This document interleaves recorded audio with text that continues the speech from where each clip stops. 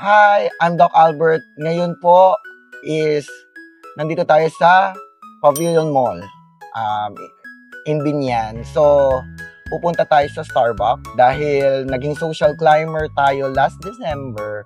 4 yung collectibles natin na pwede natin kunin sa Starbucks. So, kunin na natin ngayon.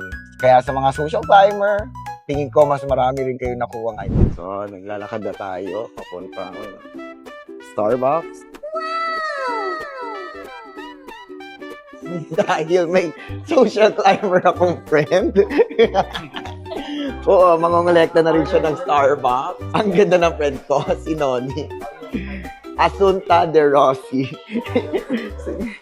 I'm using my tumbler, yung new tumbler.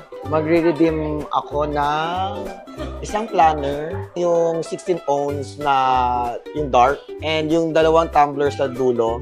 So, bali 4. Dahil naging social climber ako ng 2024.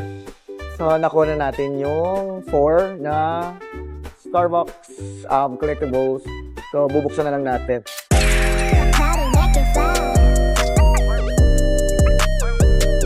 So, ang una natin bubuksan ay yung planner. Dahil social climber time. Yan. Hey. Dahil marami tayong plan sa 2025, ipapamigay na lang natin to. Charot. Ibibigay natin kay Raisa to kasi ito lang ang hiling niya. So, ayun ang planner.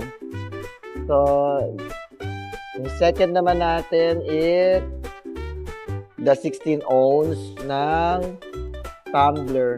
Pero feeling ko pang hot lang to, mas social. Then, yung isa, tortoise.